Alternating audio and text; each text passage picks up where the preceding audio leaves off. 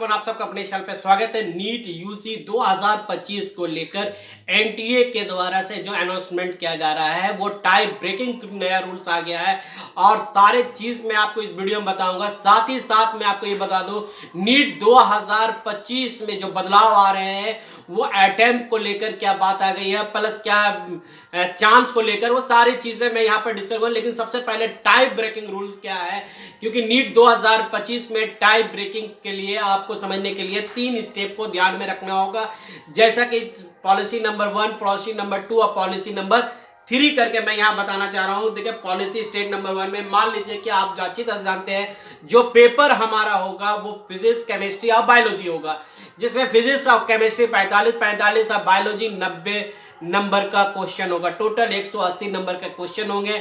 मान लीजिए कि अगर हम ऐसी टाइम ब्रेकिंग में किसको रैंक ज्यादा मिलेगा, तो वो मैं पहला मान लीजिए कि बायोलॉजी में अगर मान लीजिए कि 3 कैंडिडेट है, ए और बी और सी बैठा हुआ है, और बायोलॉजी में 265 और 300 नंबर और 245 उसका चार्ट लगा हुआ है, वो नंबर लाता है, तो इस कंडीशन में आपको जो सबसे ज्यादा मार्क्स लाएगा सेक्शन बी में, यानी बी वाला कैंडिडेट जो है ज्यादा मार्क्स लाया है, तो उसे ये वरीयता मिल जाएगा, रैंक उससे फर्स्ट मिल जाएगा, यानी इन दोनों से हायर रैंक मिल जाएगा।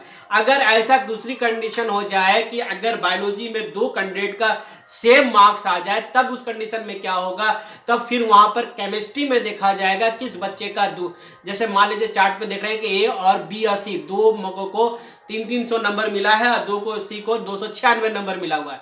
अब इस कंडीशन में क्या हो जाएगा, उसकी केमिस्ट्री में मार्क्स देखा जाएगा कि केमिस्ट्री में किसने सबसे अच्छा मार्क्स किया। अगर आप देखो बी को 156 नंबर लाया है, लेकिन ए और सी जो है वो 160 और 135 नंबर लाया, तो सबसे ज्यादा जो है वरीयता मिलेगा वो 160 नंबर लाने वाले का, जो सी वाला। अच्छा, ऐसी कंडीशन हो जाए कि बायोलॉजी में भी मार्क्स सेम है और केमिस्ट्री में भी सेम है, तब टाइम ब्रेकिंग रूल से किसे रैंक मिलेगा, तब उसके लिए यह देखा जाएगा जो पॉलिसी नंबर 3 है, वो उम्मीदवारों के गलत उत्तर की संख्या, जो ज्यादा गलत करेगा, यानी 3 गो है, मान लीजिए ए 25 मार्क्स लाया है, बी जो 40 मार्क्स लाया है, सी 20 नंबर लाया है, तो सॉरी नंबर नहीं, प्रश्नों की संख्या गलत है, तो सबसे ज्यादा गलत किसने किया, बी किया है, तो इसको रैंक नहीं मिलेगा। सबसे कम अगर सी किया है तो सी को रैंक 1 मिलेगा।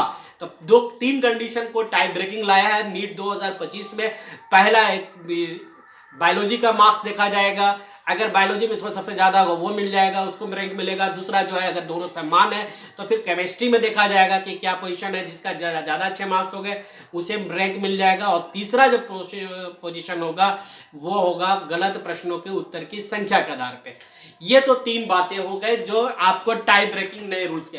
अब अटेम्प्ट को लेकर बहुत से बच्चे एग्रेसिव है, क्या 25 में ही लागू हो जाएगा, क्या 26 में लागू, तो मैं यहाँ पर एकदम क्लियर कर दूं कि नीट की 2025 में एज लिमिट नहीं होने जा रहा है और ना ही चांस हो रहा है, क्योंकि आप अच्छी तरह से बात है कि अपर लिमिट एज नहीं है, लोअर के लिए 17 साल है। जो किसी एग्जाम अगर 2025 में अगर आप बैठना चाह रहे हो तो दिसंबर 2024 तक 25 तक जो है वो आपका 17 साल होना चाहिए। दिसंबर 2025 तक आपका 17 साल होना चाहिए, लोअर है, अपर के लिए कोई लिमिट नहीं है, और यही लिमिट रह जाएगा, क्योंकि बहुत से बच्चे पिछले साल या इस साल भी ड्रॉप अप ले चुके हैं। तो इस तरह से एनटीए जो है एक कोई प्रोग्राम नहीं लाएगी और रूल्स इंप्लीमेंट नहीं करेगा, इसलिए आप चिंता ना करें। दूसरी बात, चैनल को जरूर सब्सक्राइब कीजिएगा, क्योंकि सारी इंफॉर्मेशन एकदम सही इंफॉर्मेशन जो है सिर्फ आपको इसी चैनल पे मिल रहा है। आप चैनल को जरूर लाइक करो, सब्सक्राइब करके और बेल नोटिफिकेशन ऑन कर लो, ठीक है। दूसरी बात है कि नंबर ऑफ अटेम्प्ट्स को लेकर, तो नंबर ऑफ अटेम्प्ट्स भी इस बार नहीं होने वाला है 2025-26 तक, अभी तो कुछ नहीं होगा। जब भी इंप्लीमेंट आएगी, अभी कमेटी जो है वो शिक्षा मंत्रालय को दिया गया है, शिक्षा मंत्रालय अभी इस पर विचार विमर्श करने के बाद आप देख लीजिए कि आज करीब 15 दिन बीत चुका है, इसलिए 2025 में कोई इंप्लीमेंट नहीं होने वाला। आप टेंशन फ्री रहो और इस बार नीट क्वालिफाई करो। जय हिंद, जय भारत।